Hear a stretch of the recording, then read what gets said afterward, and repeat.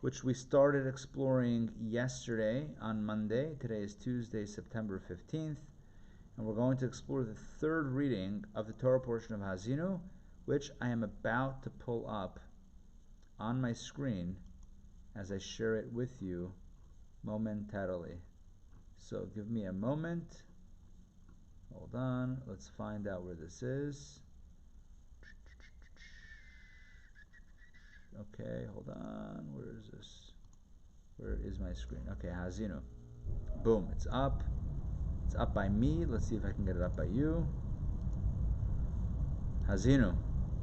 Excellent. Okay, I already have Rashi toggled. Let's jump right in.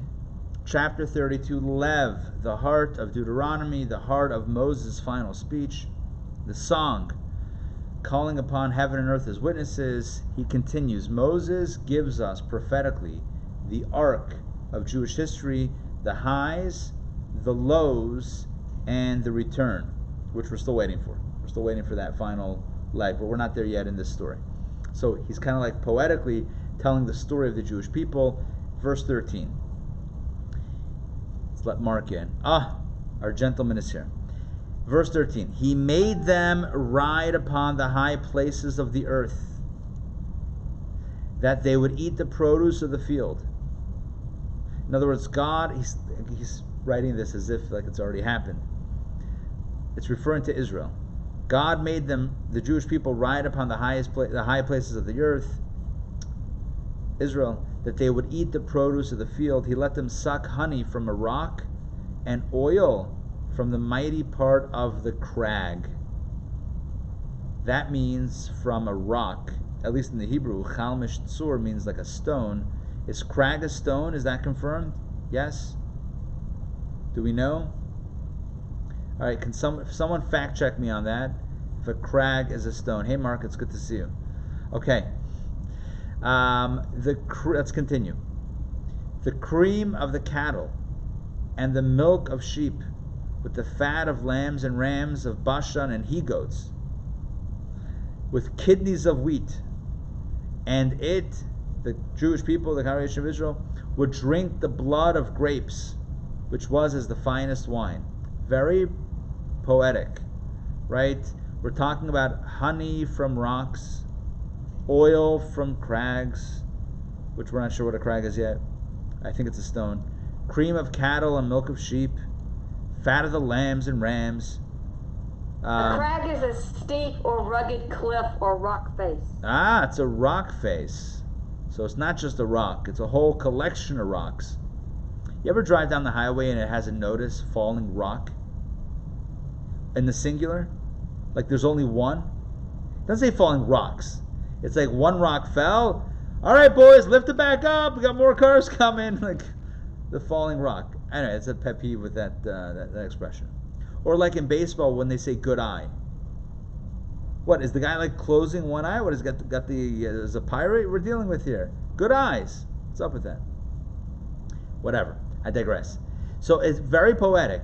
So it's about the bounty and the beauty, on a physical level, the physical food and indulgences of Eretz Yisrael, of the land of Israel. Honey from rocks and oil from rock faces, stone faces. Cream of cattle and milk of sheep. Cream of cattle sounds like a company that's selling something. Like, get your cream of cattle. Anyway, that's cream of wheat, I'm sorry. And milk of sheep, and the fat of the lambs, okay, and with kidneys of wheat, and they would drink the blood of grapes. I mean, that basically means wine. Okay, but here's where it flips. Here's where things go south, right here, middle of this reading number 3. This is where it goes south in Moses' prophetic song of the story of the Jewish people. This didn't happen yet. But Moses knows it's going to happen, and this is what he calls out right here. And Yeshurun, that's a euphemism for Israel, and Jeshurun, became fat and rebelled. You grew fat, thick, and rotund. Israel forsook the God who made them and spurned the mighty rock of their salvation. Basically, y'all got too comfortable. And you got too comfortable, and you forgot about God, and you were totally, in the Hebrew it's shamanta avisa kasisa.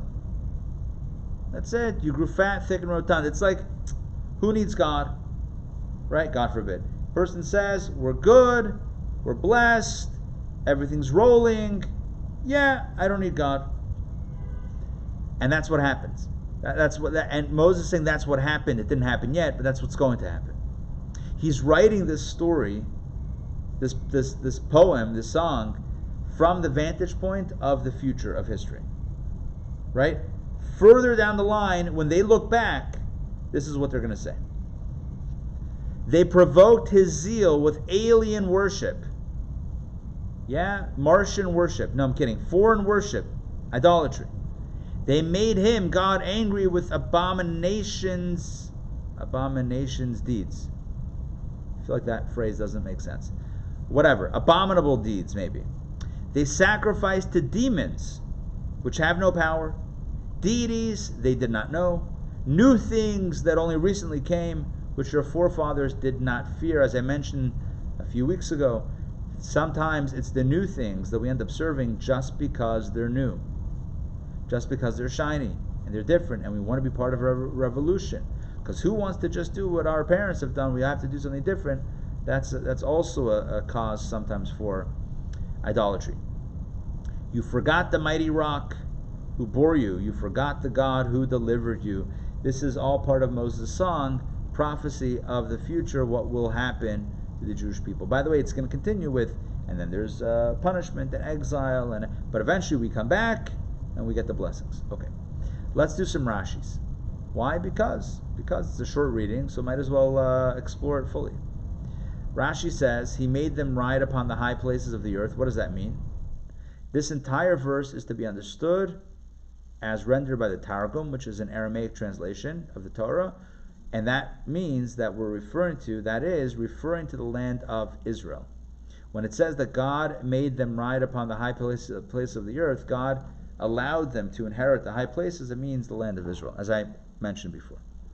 He made them ride upon the high places, referring to the land of Israel, because Israel is higher than all other countries. Now, I don't know whether the topography, is that what it is? Topography, whether the actual elevation of Israel is higher than other countries, but it certainly means spiritually that Israel is the highest spiritually speaking, of all the lands.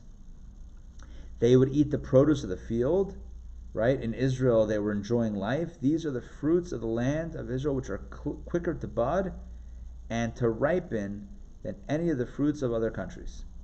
So we can boast that Israeli fruits are budding and ripening faster than other fruits. Marketing point. Come to Israel, where the fruits bud and ripen faster. He let them suck honey from a rock. So this is actually referring to a story. It once happened, says Rashi, from the Medrash. It once happened in a place in Israel called Sichni, that a man said to his son, bring me pressed figs from that barrel. The son went to the barrel, but instead of finding pressed figs, he found honey flowing over its brim. The son replied, but this is a barrel of honey, not figs. His father responded, dig your hand deep into the barrel, and you will bring up pressed figs from it. So pressed figs are usually hard as a rock. Has anybody ever had pressed figs? Do we know what pressed figs are? They used to take figs and kind of, dry-ish figs and press them into like a cake, like a bunch of figs. So here you have a barrel of pressed figs that, because it's Israeli figs, they were still so moist and had so much fig honey, so to speak, that it was overflowing in the barrel. So that's again shows how beautiful the land of Israel is, that there's even honey from a rock, so to speak, and oil from the mighty part of the crag. This refers to the olives of the Galilee, a place called Giscala. Okay, basically those olives, I guess, maybe grew on the mountaintop, on the hilltop with the rocks near the rock face, and so here you have olives and oil coming from the rocks. Upon the highest place of the earth, expression of connoting height, field, okay. Okay, let's continue. Here we go. And it also describes Israel as being a place where there was the cream of cattle and the milk of sheep. What does that mean? So Rashi explains, this took place in the days of Solomon. As scripture states, in Solomon's provision for one day consisted of 10 fat cattle and 20 cattle from the pasture and 100 sheep. With the fat of lambs, this took place in the days of the 10 tribes. As it says, in who eat, they ate lambs from the flock. Fat kidneys of wheat took place in the days of Solomon. As it says, his provision for one day consisted of 30 kor of fine flour. By the way, I don't know if he himself, Solomon, was eating so much food, or if it was for his palace, his kingdom, whatever it was. They would drink the blood of grapes, the finest wine, again in the days of the 10 tribes, as it says, who drink wine in wine casks. Cream of cattle refers to the cream on top of the milk, which is scooped from the top of the milk. The milk of sheep, I don't know. Okay, lambs, let's keep on looking over here. Here we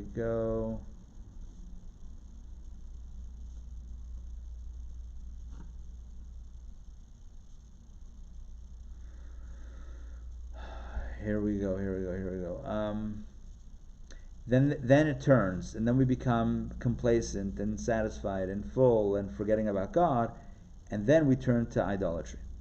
They sacrifice the demons, which have no power. And new things that only recently came. Look what Rashi says. Even the heathen nations were not familiar with them. Indeed, if a heathen saw them, he would say, this is a Jewish idol. The Jews created their own stuff. In addition to other idols, the Jews had their own.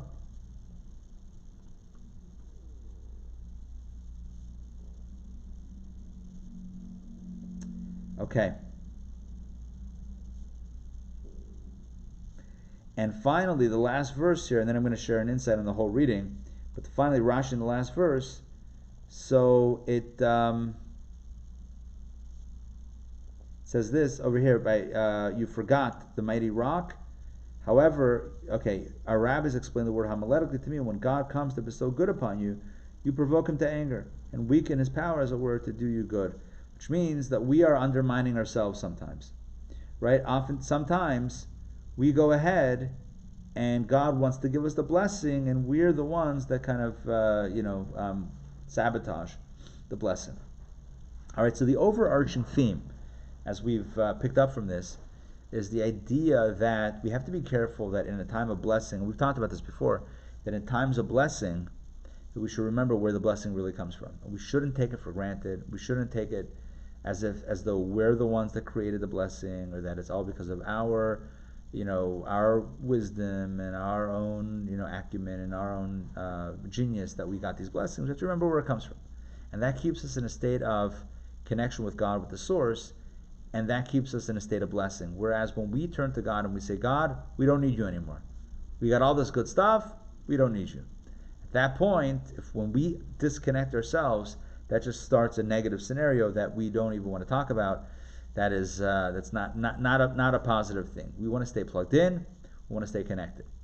So along those lines, I was listening to a talk by Rabbi Manis Friedman recently, actually this morning, and he mentioned about the difference between living and existing, which is a theme that he's talked about for many years now. He even spoke at our very first Intown Jewish Academy dinner 14 years ago. He spoke about the difference between living and existing. Essentially, the difference is like this. Living is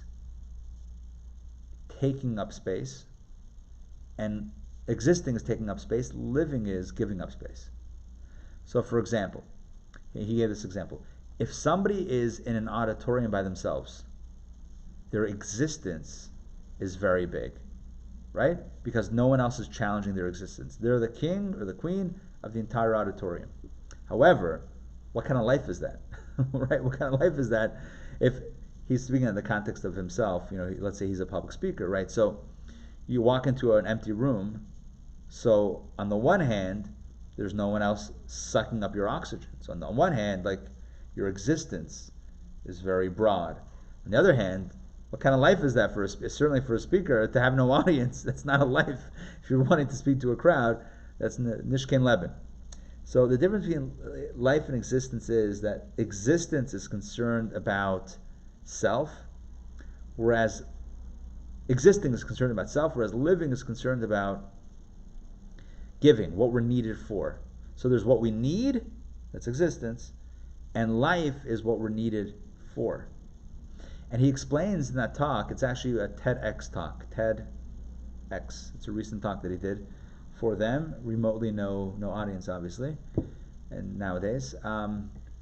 He explained that it's interesting, when a person feels needed, they completely forget about what they need. Like if you feel needed, like you're needed to do something, you feel like there's a cause and a calling and a mission, you'll forget about your need to eat in that moment because you're so caught up in what you're needed for. So it's almost like a zero-sum game. And in this moment, do you feel your need or do you feel what you're needed for? Right? Do you feel existing or do you feel living? So I was thinking about it in the context of today's reading. How, the Jewish people, taken out of Egypt, given the Torah, God is communicating, I need you. God communicates again and again and again to us. I need you. If I didn't need you, I would have left you in Egypt. I need you out. I need you with the Torah. I need you building a tabernacle. I need you doing good things. I need you in Israel. And then we get to Israel. Shamanta visakasisa. Oh, I have food, and I have this, and I have my fig tree, and I have my date tree, and I have my palm tree, and I have my olive grove, and I have my wine, my vineyard. Oh, life is good. Your existence is good. What about life?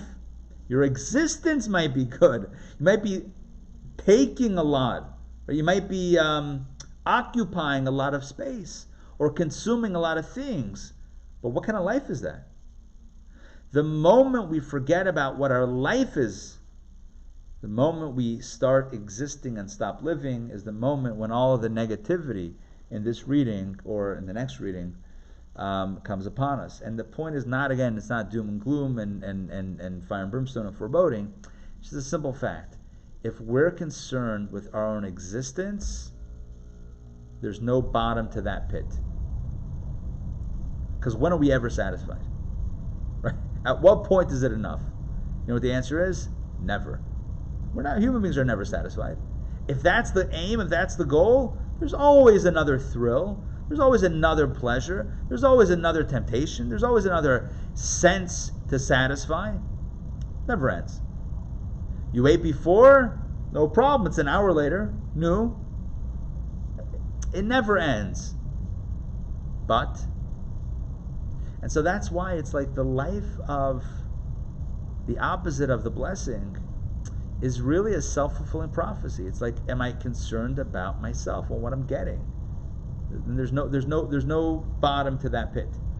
As opposed to if we live a life of living, which means a life of giving, which means a life of meaning, which means a life of purpose, which means a life of what I'm needed for, not what I need, but what I'm needed for. I ask myself, what am I needed for? First of all, we forget about all the stuff that we need, because who has time to think about that stuff? Someone calls you up and says, hey, I need you, I really need you to come over. I need your help. Right? Assuming you know them and you're close with them. You run over there. It's lunchtime. You didn't eat this and that or the other. Who cares? You're needed. When we live a life of meaning, a life of being needed, a life of purpose, Torah, mitzvot, etc., then all the blessings come. Why? Because our life is literally a blessing. Our life is the blessing. The life that we're living is the blessing. All right, that's it for today. I don't know if that's it for today, but that's what I wanted to share on today's reading. It's a short reading, and it's in the middle of a narrative. It's in the middle of a kind of a poetic arc.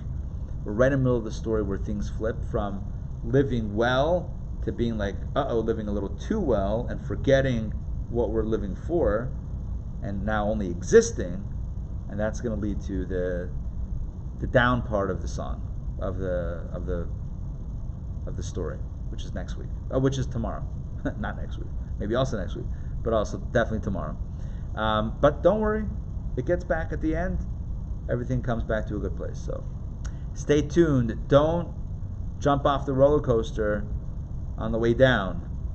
At least enjoy the way back up. There's a few loop-de-loops also along the way, but as long as you're buckled in to the harness, life is good. Any roller coaster fans out there? Mark, you and I, Six Flags. Let's do it. I used to when I was a teenager, but not anymore. You know, I feel like that also. I haven't been on one in a long time. Joy is like not happening. No roller coaster, Actually, never. a few years ago, I was at Six Flags with Ariel and one of his friends. I don't know, they were 11 or 12. And I thought one, I used to love it, and one didn't look like it was going that fast at Six Flags. And I went on, and oh my gosh, it was great that it was a short ride, because I had no voice for 2 days after. Like, I screamed so much. Oh wow! But so from the creator from the perspective of the creator of the roller coaster, it worked, right? It got you like that edge of your seat, that fear / thrill / exhilaration / yeah. Anyway, Joy, I see you're like, no way, no roller coasters for you. My mother made me ride one once when before 10. I didn't speak to her for weeks. It was the worst experience of my life. I was scared to death. Oh, wow. When my kid was young and we would go places like that, I kept all the ladies' purses and the strollers. Just stay with me. I'm on the ground. On the ground. I'll watch everything. You guys go. Someone's got to stay behind and watch the stuff. Right? Yeah, I know that. I wonder for myself, I'm just being very honest now, when I was younger, so I was always, it's been a while since I've been to an amusement park, but always roller coasters and upside down, not upside down, like no problem. But it's been a little bit. It's been a minute since I've been to an amusement park. Why? I don't know. It's just been a little bit. My kids now, they go on camps. I don't know. Like, I'm not taking them. So I wonder for myself, like, would I get back on a roller coaster? You know what they say? Even if it's been a few years, it's kind of like riding a roller coaster. No one said that ever. But I wonder if how that would feel today. Just today, I don't know. Only one way to find out, I guess. Let's do a Sukkot trip, Chalamot trip to Six Flags. Let's do it. Yeah. Oh, are they open? Are they even open? Oh, good question. Well, it's outdoors, so. Outdoors, yeah. Maybe they spray all the it goes seats. Fast. That's right.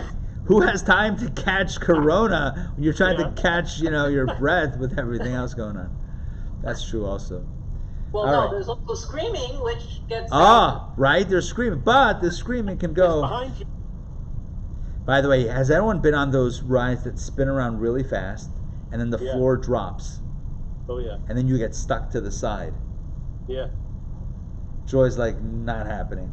So I'll tell you this. I have a friend, I don't want to get too gross, but I have a friend who was on that, and somebody near them lost their lunch, so to speak. And now that what happens, okay, anyway, I don't have to describe it, because like the centrifugal force pulls it back against the wall, and it's because of the spinning, it's probably not the giver who's the receiver of it. Anyway, that won't be in the commercial. That is not going to be, and that won't be in the commercial for Intown Jewish Academy either for these classes. And I hope whoever's listening to this podcast or watching the YouTube, will forgive me for turning the conversation this direction. But listen, we're talking about amusement parks. Oh, so what's the message? How do we get into amusement parks? Oh, ups and downs of Jewish history. There are ups, but the problem is the ups lead directly to the downs. Because we forget about what it's really about. We forget about what we're here for. We're like, oh, we're not here to do something. We're here to enjoy. All right, that changes everything. I'm going to get the shofar, and let's... Ari, can I share something? Yeah, for sure. Yeah, because my Rashi's got a little something. The 18th verse here, which is Chai, which is life, it says you ignored the rock, the rock who gave birth to you. And Rashi says that this means forgot. And it says in Rashi, he says, and what happened was when he comes to do good for you, you cause anger before him and weaken his strength from being able to do good for you. And in the notes down here, this is what from Gur Aryeh, he says, it's impossible to weaken God. Israel's sins weaken only the strength that emanate from him. So this has to do with the roller coaster going up and down.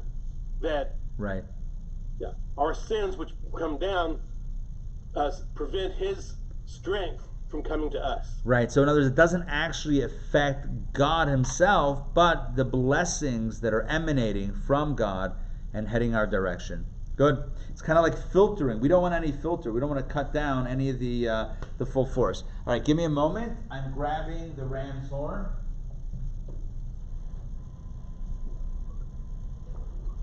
Isn't there an expression like that?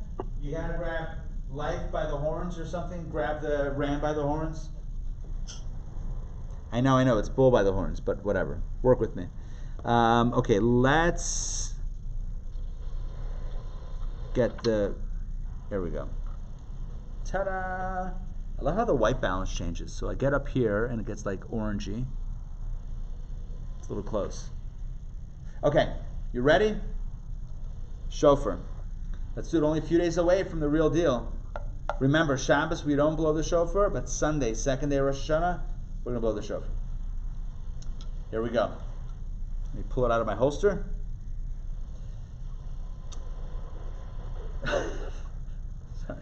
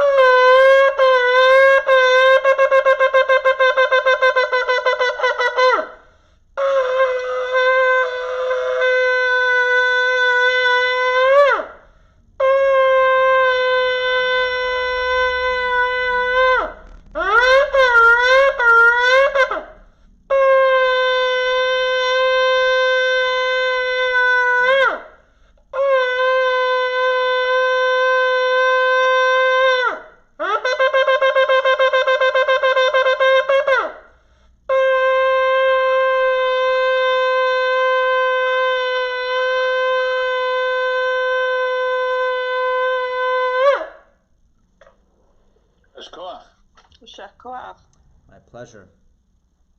I had a good sound going for a part of that today. It's like that good tone. Yeah. You're ready for Sunday. I'm not perfectly ready. I need like another few days, and then ready to roll. By the way, we just decided today, given the forecast, we weren't sure what we're going to do, but given the forecast, so the learner service that I do, it's going to start at 10 o'clock. We're actually doing two, at 10 and 11, but the 10 o'clock slot will be outside, social distance. I'm glad. That's what I wanted. Yeah, so we're going to put that out. We were not able to make the call for sure until we kind of had a better sense of the weather, and also we set up a tent to block the sun, so we just set that up, and everything is an evolving thing. So I know it's not a lot of notice that we're just we literally had a meeting outside today. So it's not a huge amount of notice, but what are you going to do? I mean, if this was normal times, we would have this planned 2 months out, but everything is just happening now. So, but that's the good news. 10 o'clock outside. When I say tent, no walls, just like a canopy type thing to block, like a shade type thing to block the sun, socially distanced chairs, and hopefully a meaningful service. And that's the plan. That's the learner service, by the way. The traditional service will still be inside the synagogue, social distance, whatever, with masks. Outside also masks. But the learner service will at least have that. The 10 o'clock version will be outside, which is, I think, is that going to be by the Beltline? Yeah. So it's basically, it is in the parking lot. I mean, look, we're limited with what space that we have. So it's in the parking lot, and everyone's going to be facing toward the building, the back of the Beltline side of the building, and I'll face toward the Beltline, and everyone will face toward me. kind of. So if we arrive for the 10 o'clock service, we don't need to go in the building. Correct. Yeah, straight outside. Exactly. Right. Just around the back. Yes. Belt line, you can't miss it. And that service is going to be, by the way, that service is going to be, again, I'm just speaking about the one that I'm doing. The one inside is going to go on for a few hours, traditional service. I think it's going to be abridged a little bit, but it's going to be the traditional service inside with masks and social distance. Outside one that I'm going to do, 10 o'clock, and also 11 o'clock, I need to do it inside because there's also a family service outside, whatever. There's a few things overlapping, so I'm doing 10 and 11. The second slot, it's pretty much a repeat of the first one. It's just 2 opportunities. The second one is, the second one will be inside, in Jeff's place. The first one that will be outside is like about a 40-minute service. So we'll do insights, we'll do some prayers, some essentials, and some jokes. Hopefully they're good. We'll see. And then New Year, new jokes, and then we'll do the shofar as well. So you'll get in all the essentials, or some of these, at least the essentials in that short service. So it might be short on time, but it's long on spirit, or something like that. We'll need to come up with a tagline. Are jokes allowed on Yom Kippur? Say it again? Are jokes allowed on Yom Kippur? Yes. All my best ones are on Yom Kippur. By the way, same thing for both days of Rosh Hashanah. First day of Rosh Hashanah, no shofar, but same deal outside, 10 o'clock, and Yom Kippur also outside, Yom Kippur, 10 o'clock. Yeah. All right. Good to see everybody. In March, you were going to do a class on gender. Are you going to do Oh, yeah, we got to get back to that. Yeah. It's a good point. I was actually thinking about that a week or two ago, to get back to that. Yeah. I wanted to do that one in person just because it's such a sensitive topic. Yeah. And online, it's hard to get like the same type of thing. But at this point, who knows, what that's going to look like. So I was thinking about it. I'll let you know. I'm gonna figure that out soon. I also bought another do-it-yourself Shabbos kit. Oh, nice. Because I wasn't able to participate. So we should do that again. We should definitely do that again. Yeah. Maybe we'll do. I'm thinking now. I had so many ideas. Like a Saturday Night Cafe Chabad. I was telling Sandrine this on Shabbos. Like maybe we do Saturday Night Cafe Chabad events. We used to in person. Maybe do it where you pick up your kit of food on Friday, and then everyone joins Saturday night. Then we could have like a concert or this or that or a schmooze, a talk. And we're not limited to geography, so it could be somebody from anywhere. I mean, time zone permitting, obviously Shabbat permitting. Someone on the West Coast, it's still going to be Shabbat, whatever. But time permitting, we can do that, and I think that would be a nice thing. It's just we have to figure out logistics. It was hard. We found by the dinner it was hard to deliver the food to everybody. It was just we ran into some challenges with timing. So I think we would probably change it to having like 4 pickup stop places around the city. Like maybe one by us, one in Toko, one in Sandy, maybe Dunwoody, maybe, like have a few places around the city so that it's not too far from everyone to come by and pick up a kit and, just pick it up and head out type thing, curbside type pickup. Whatever, just toying around with ideas. But anyway, getting back to the Shabbos box, that's a good idea. I do want to get back to that. I think it would be very nice to do that. Right. And yesterday I was at the Spicy Peach for lunch, and they have table outside. It would be nice to do with our little group, lunch and learn maybe.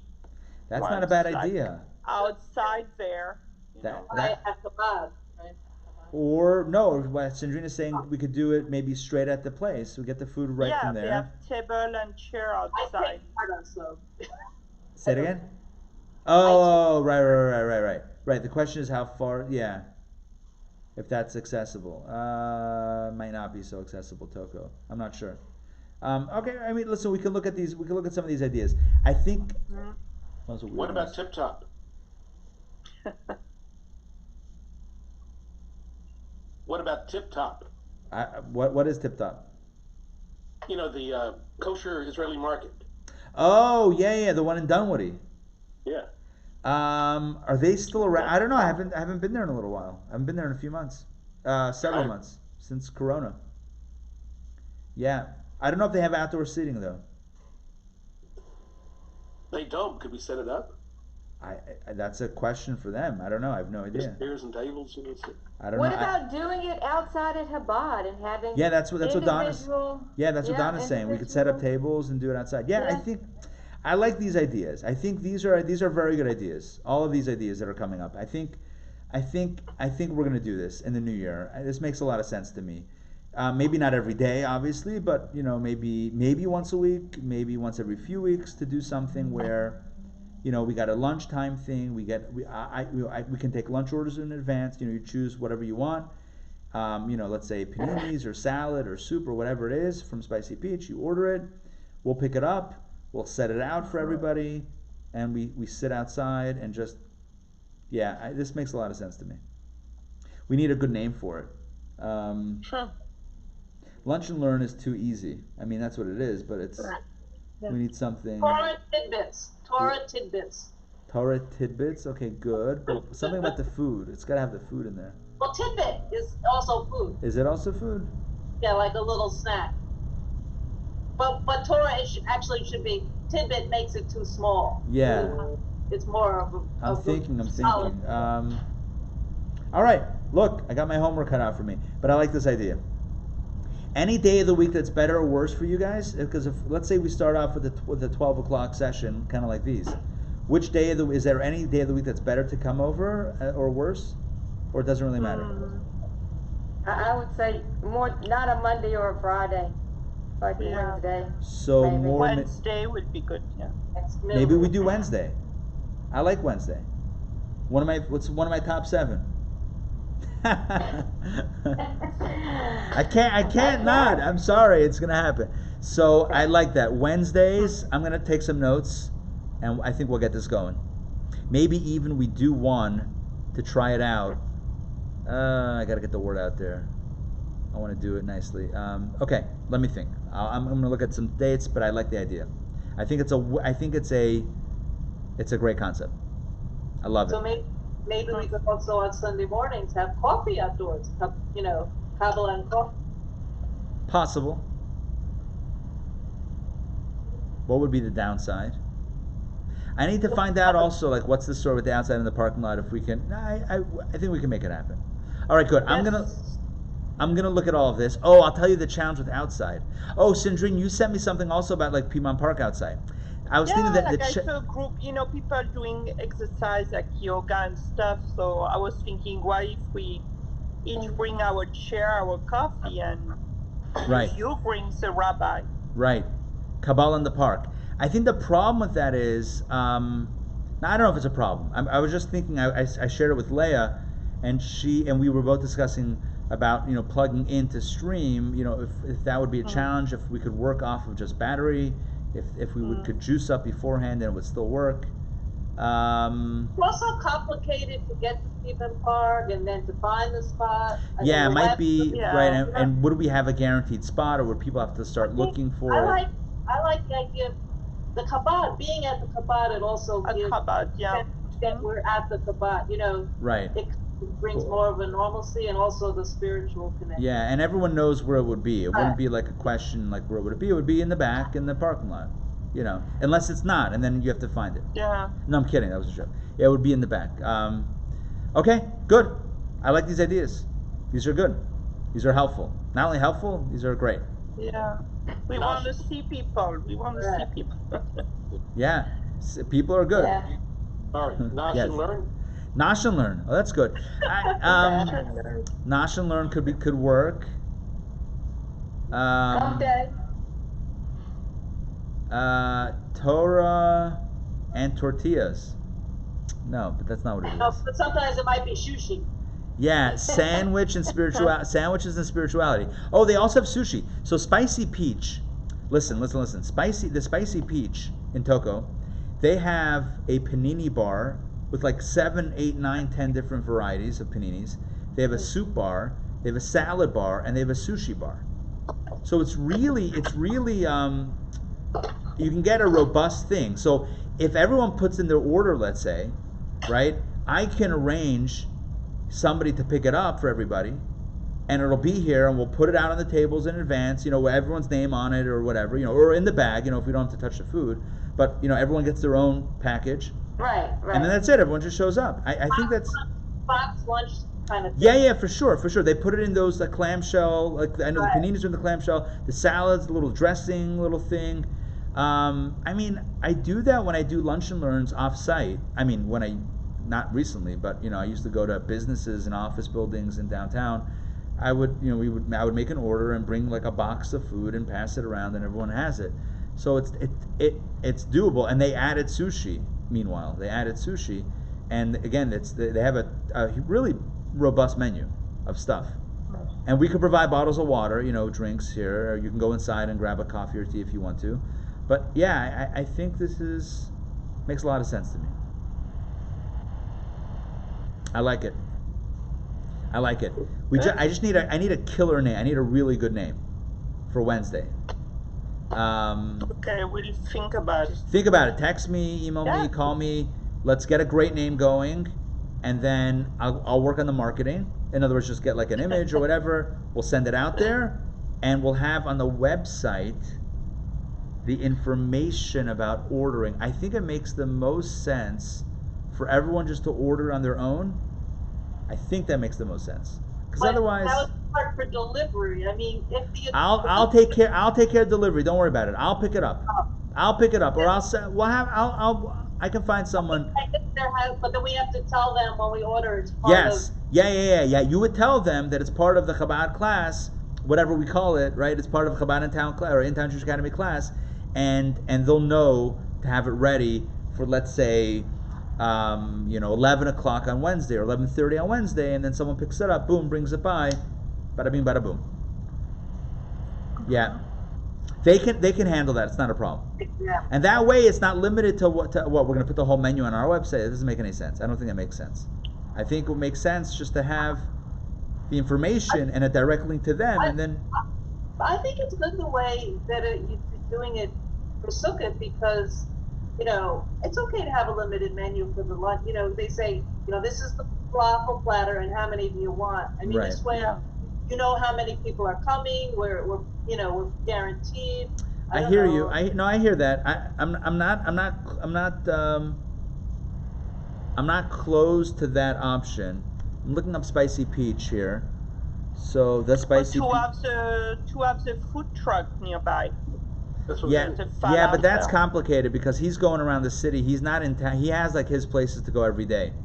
Wednesdays are in Cobb, actually. So Monday is Sandy Springs, Tuesday is Toco, Wednesday is Cobb, Thursday is Alpharetta, and Friday is Dunwoody. I don't know if I would want to pull him away for a small group. I mean, for I can't guarantee that he's going to get like a massive our neighborhood business. Is not. I'm looking here, the Peach Pit, which is what he calls it. That remind me, I have to go tonight. Yay! It's today in Toco. Look, for paninis, he has caprese. Eggplant parmesan, roasted vegetable with cheese, pepperoni pizza, that's fake pepperoni obviously, tortellini, the rouvain, fake bacon, tuna melt, smoky shroom, grilled cheese, just paninis. Then they have salads. Basically design your own salad. They have options and you choose your own salad, your own items, your own toppings, your own dressing. Then they have soups. Choose your own soup or whatever. They have a few options. Then they have sushi. And within sushi category, I'm on their website. They have here, what do they have here? They have 1, 2, everything bagel roll, lobster roll, not real obviously, spicy tuna roll, yum roll, California dragon roll, white dragon roll, mock tempura, salmon avocado, spicy salmon, Ragin' Cajun, tiger roll, skinny roll, red dragon roll, orange dragon roll. They have tuna roll, vegan rolls, maki roll, veggie mango roll. They have like 30 rolls here that they can do. Also, maybe how when you order online and you put in a promotional code, so maybe they would have a code, right, which means that's for the Wednesday. Yeah, I would arrange with them maybe some sort of discount. I just think that putting all of that on the website is not going to be possible. Limiting it, why limit it? I mean, like, why not let people order what they want? Like, I should make only 3 paninis and 2 rolls of sushi and 1 soup available. I feel like that's too limiting. Like, why not have the full availability? I'll pick it up anyway, it doesn't matter. But like, why limit it? I understand that there's maybe just taking care of everything in one space. I see both sides. I'm not sure yet. Okay, listen. I'll think about it. You'll think about it, and let's schmooze about it. I found your website. Which one? The Spicy Peach? Punpedia. Punpedia. They got all kinds of puns for foods, lunches. I love that. Okay, good. Punpedia. Okay, if you don't mind, send me a link, and I'll take a look at it. See if we can find something. How about Peachy Parsha? Oh, the Peachy Parsha. Oh, wow. Yeah, but I don't know if people are going to connect it with the Spicy Peach, but maybe they would. That's not a bad idea. And they think it's more like maybe related to Atlanta. But right, but that also could work. It is. It could work also. All right, that's a good idea. That's a step in the right direction. Good. All right, folks, keep it coming. Keep it coming. I'm gonna work on this and we'll make it happen. All right, have a wonderful day. Tonight 7:30 the show for class, and tomorrow same bad time. Take care, everybody. What about tonight? Tonight 7:30. Right. 7:30 show for a workshop. All right. See y'all later. Thank you. Take care. Pleasure.